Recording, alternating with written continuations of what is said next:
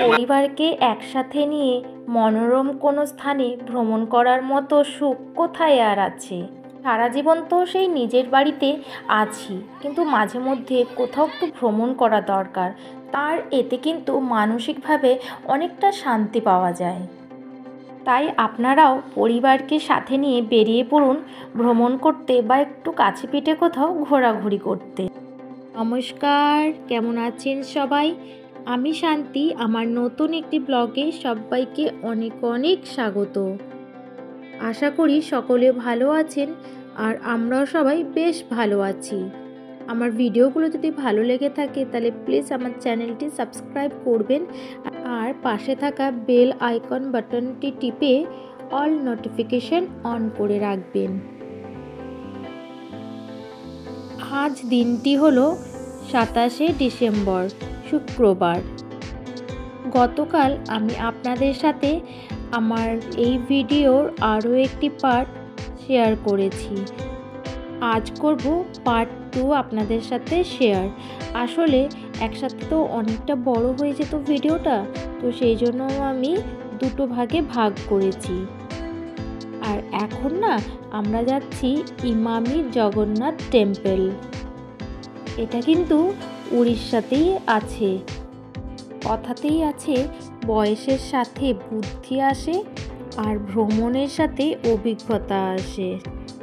আমরা যখন একঘেয়ে জীবন থেকে হাঁপিয়ে উঠি তখনই ভ্রমণে বেরিয়ে পড়া উচিত, হোক সেটা পাশের জেলাতেই কিংবা নিজের দেশের কোনো স্থানে। জীবনকে উপভোগ করতে হলে মাঝে মাঝে ঘোরাফেরাটা করা জরুরি, না হলে জীবনের মানেই হারিয়ে যাবে।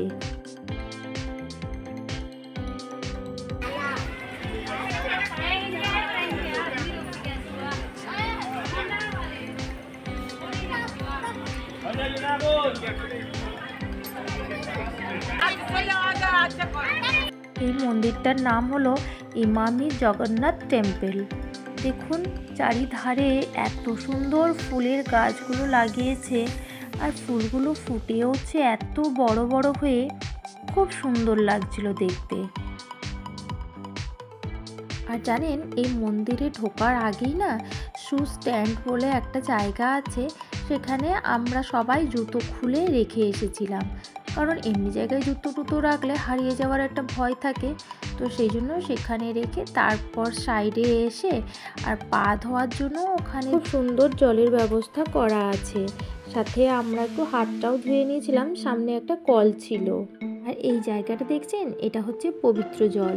এখানে 1 টাকার কয়েন দিয়ে আপনারা মনের ইচ্ছে পূরণ করতে পারেন।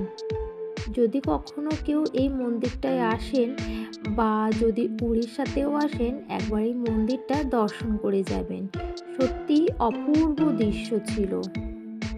চলুন আপনাদের সাথে কথা বলতে বলতে আমি পুরো মন্দিরটাই আপনাদেরকে একটু ঘুরে দেখিয়ে দিই। অনেকটা বড় জায়গা নিয়ে কিন্তু এই মন্দিরটা আছে। আর সাথে একদম হালকা হালকা ঠাকুরের গানগুলো বাজছিল। এত সুন্দর লাগছে না শুনতে, কি ভালোই না লাগছে। আর জানেন তো, এই যে দেখছেন মন্দিরটা, এটা কিন্তু এখন লাগানো আছে। একটু পরেই দর্শনের জন্য গেট খোলা হবে, তখন যাব দর্শন করতে। তো তার আগে ভাবলাম সবাই একটুখানি আশেপাশে যা আছে ঠাকুর সেগুলো দর্শন করে নিই। আর অনেক বড় জায়গা, তো একটু ঘুরে ফিরে দেখিয়েও নিই। আমাদের আবার তো বাসে যেতে হবে, তো সেই জন্য লেট হয়ে যাবে বলে আর বেশি দেরি করব না।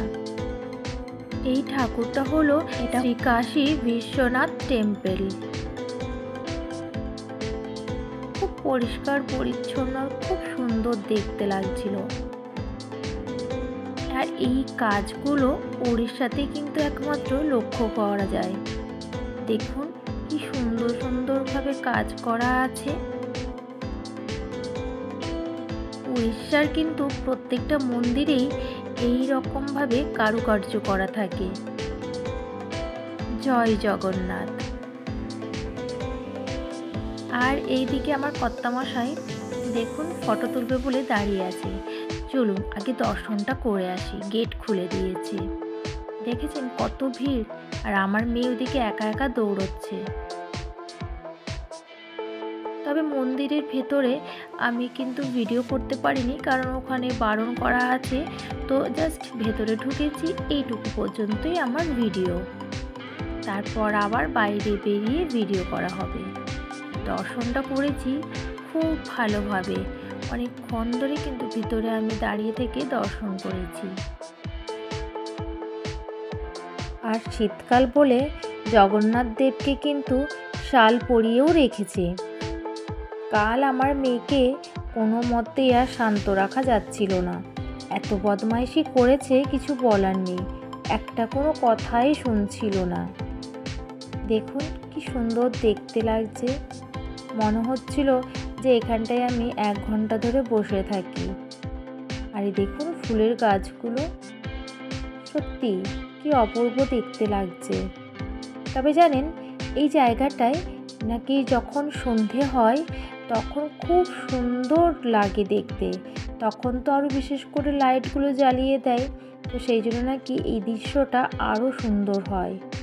আমার ইচ্ছে ছিল সন্ধেবেলা পর্যন্ত থাকবো, দিলে দেখতে পারবো লাইটিংটাও ভালোভাবে, কিন্তু ওই যে আমরা আরও একটা জায়গায় যাব ঠাকুরের দর্শন করতে, তো সেই জন্য না দেরি হয়ে যাচ্ছে, আর সেই জন্য এদিকে বেশি দেরি করলাম না। জানেন তো আমাদের সাথে না আমার ভাই আর ভাইয়ের বউ মানে মৌয়েরও আসা কথা ছিল, কিন্তু কিছু কারণবশত প্রবলেমের জন্যই ওরা আমাদের সাথে আসতে পারলো না। তবে যখন ভিডিও কল করেছিলাম দেখেছে, আর ওদের একটু মনটা খারাপও অবশ্য আছে, যেহেতু একটা আসার প্ল্যান ছিল, সিট বুকও করেছিলাম, আসতে পারলো না, তো সেই জন্য খারাপ লাগাটা স্বাভাবিক। আরে শীতকাল বলেই না এত সুন্দর ফুলগুলো ফুটেছে, সেগুলো দেখাও যাচ্ছে। দেখেছেন চতুর্দিকে শুধু ফুল আর ফুল, আর এই বাগানটার মধ্যে খুব সুন্দরভাবে এইরকম স্ট্যাচুগুলোকে দিয়েছে, আর খুব সুন্দর দেখতেও লাগছে। চলুন সামনের দিকটা একটু এগিয়ে যাই, দিলে আরও ভালোভাবে সব কিছু দেখা যাবে। আর এই যে এখন আরেকটা মন্দির আমরা এসেছি, এই মন্দিরটা হলো শ্রী হনুমান টেম্পল। এখানে প্রণাম করা আমাদের হয়ে গেছে, এরপর আমরা একটু আগিয়ে যাব। বিয়ের আগে আমি পুরী একবার গেছিলাম, কিন্তু বিয়ের পর থেকে না পুরীটা অনেকবার যাওয়া হয়েছে, তেমনই দীঘাও অবশ্য বহুবার গেছি।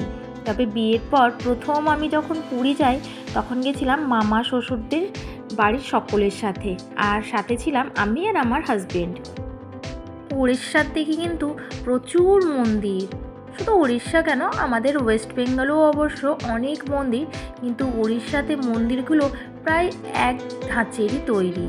সব মন্দিরেই দেখবেন এই রকম ধরনের কারুকার্য করা থাকে। তবে কেউ যদি পুরী আসে তার জন্য কিন্তু তাকে মোটামুটি হাতে 4-5টা দিন নিয়ে আসতে হবে, তাহলে না সমস্ত কিছু কভার করা যাবে, মানে ঘোরা যাবে।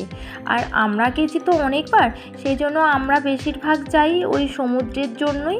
একটু গেলাম, স্নান করলাম, জগন্নাথ দেবের দর্শন করলাম, সামনাসামনি কিছু যদি স্পট থাকে সেগুলো ঘুরে নিই, ব্যাস তারপর চলে আসি। একই জিনিস আর কতবার দেখব, বারবার ভালোও লাগে না দেখতে। দেখুন কি সুন্দরভাবে এঁকে রেখেছে, ভীষণ সুন্দর লাগছে। আর ওই যে কুঁয়োটা, ওটাও কিন্তু ভারী সুন্দর লাগছে দেখতে। দু সাইডে ফুলের গাছ, মাঝখানে আঁকা আছে, আর ওই যে দড়িটা আর বালতিটা, ওটাও কিন্তু খুব সুন্দর লাগছে। হয়তো এখান থেকে জল নিয়ে পুজো করা হয়। রাস্তাটা অবশ্য বেঁধে রেখেছে যাতে বাচ্চা টাচ্চা কেউ না ওইদিকে যেতে পারে। চলুন সামনের দিকে একটু এগিয়ে যাই। আর আমার মেয়েকে যেখানে নাচ করতে বলি সেখানে তো নাচ প্র্যাকটিস করে না, যেখানে দরকার নেই সেখানে এসেও ওর নাচ শুরু হয়ে যায়। এটা হলো শ্রী গণেশ টেম্পল। আর এই যে এখন সন্ধে হয়েছে, আস্তে আস্তে করে সব লাইটগুলোকে জ্বালাচ্ছে, দেখুন কি সুন্দর লাগছে। বারবার মন চাইছিল বলি জয় জগন্নাথ।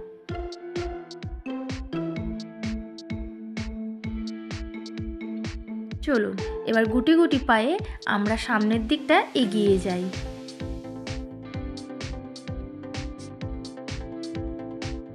ওদিকে মা বাবারাও পুরী গেছেন, তবে ওনারা গেছেন জয়গুরু ঠাকুরের সম্মিলনীতে।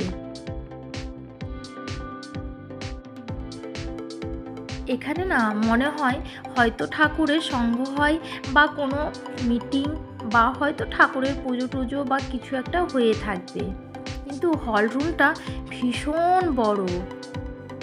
আর এখানে একটুখানি আরতির প্রদীপ জ্বালানো হয়েছিল, তো সেই আরতিটা আমরা সবাই একটুখানি নিয়ে নিচ্ছি। এবার চলুন সামনের দিকে বেরিয়ে যাই। অনেকক্ষণ হলো আমরা ভেতরে ঢুকেছি, ঘোরাঘুরি করছি, আর দেরি করব না। আর এদিকে বেরিয়েই দেখলাম যে ভোগ দেওয়া হচ্ছে ঠাকুরের, তো সেই জন্য ঠাকুরের ভোগ দেওয়া হচ্ছে আর আমি সেটা নেব না এটা তো হতেই পারে না। আমার ভীষণ ভালো লাগে ঠাকুরের ভোগ সেবা করতে, সেই জন্য আমিও একটু নিয়ে নিলাম। তারপর ওখান থেকে বেরিয়ে আমরা বাসে উঠেছিলাম, আর ওখান থেকে আবার কিছুটা রাস্তা গিয়েই এই যে এখন যে মন্দিরটায় যাচ্ছি এটা হলো ক্ষীরচড়া মন্দির। আপনাদেরকে এই ক্ষীরচড়া মন্দিরটাও দর্শন করাবো। আমি অনেকবারই আমার হাজব্যান্ডকে বলেছিলাম যে একবার ক্ষীরচড়া মন্দির যাব, চলো আমাকে একটু দর্শন করিয়ে আনবে, শুনেছি খুব নাকি জাগ্রত। তো আমার না কোনো প্রবলেম হচ্ছিল, আমি আসতে পারছিলামই না।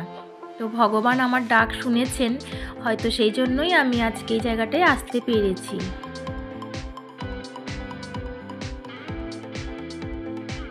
আর এই ক্ষীরচড়া মন্দিরের ভোগটা হলো ক্ষীর ভোগ, ওটাই আসল ভোগ।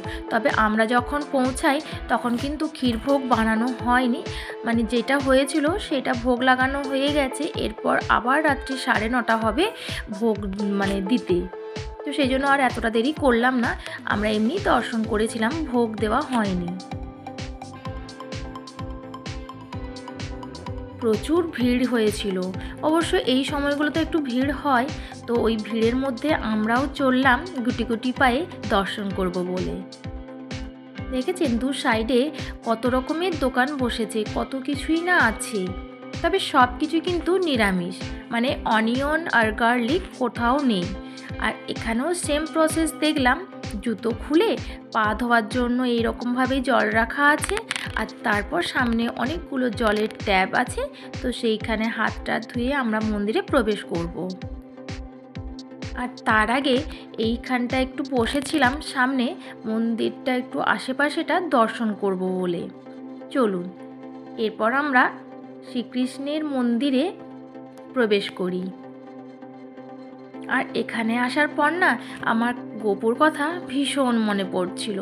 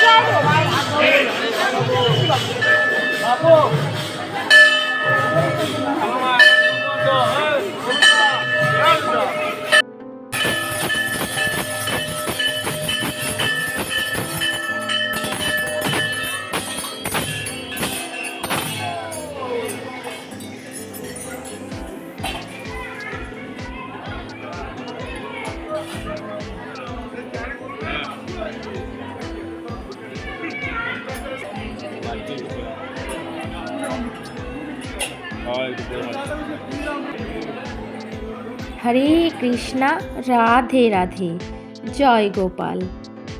আমার গোপাল সোনারাও যদি আসতো ভারী আনন্দ করতো, কিন্তু ওকে তো রেখে এসেছি, নিয়ে আসা হয়নি। আসলে গোপাল সোনাকে সব সময় তো সব জায়গাটায় নিয়ে যাওয়া যায় না, সেই জন্য নিলাম না। কারণ আমরা তো যেখানে যাচ্ছি সেখানে কোথায় কেমন ব্যবস্থা থাকবে নিজেরাই জানি না, তো সেই জন্য ওর কাছে খাবার রেখে জল রেখে ওকে সব কিছু বলে তারপর আমরা বেরিয়েছি। আবার বাড়ি ফিরে ওকে রাত্রেবেলা শয়ন দেওয়া হবে। আশা করি আমার সাথে আপনারাও কিন্তু খুব ভালোভাবে দর্শন করলেন। ওখান থেকে দর্শন করে এসে তারপর আমরা সবাই একটু ফুচকা খেয়েছিলাম। আর সামনের দিকে একটু এগিয়ে গেলাম, দেখি গোপাল সোনার জন্য কিছু যদি পাওয়া যায় নেব। তো গোপালের জন্য একটুখানি প্যাড়া নিয়েছিলাম আর নিয়েছিলাম একটা দুটো খেলনা। এই খাজাগুলো কিন্তু ভারী সুন্দর খেতে হয়। আমরা অবশ্য এখান থেকে নিইনি, কারণ মা বাবা গেছেন, ওনারা আসার সময় নিয়ে আসবেন, তো সেই জন্য আর আমরা নতুনভাবে কিনলাম না। আর এখানে অনেক ধরনের ঠাকুরের ফটো বিক্রি হচ্ছিল। দেখুন কি সুন্দর না ঠাকুরের জিনিসগুলো বিক্রি হচ্ছে। আজকের ব্লগটি এখানেই শেষ করছি। দেখা হবে আগামীকাল নতুন একটি ব্লগ নিয়ে। সবাই ভালো থাকবেন, সুস্থ থাকবেন আর এভাবেই আমার পাশে থাকবেন। বাই।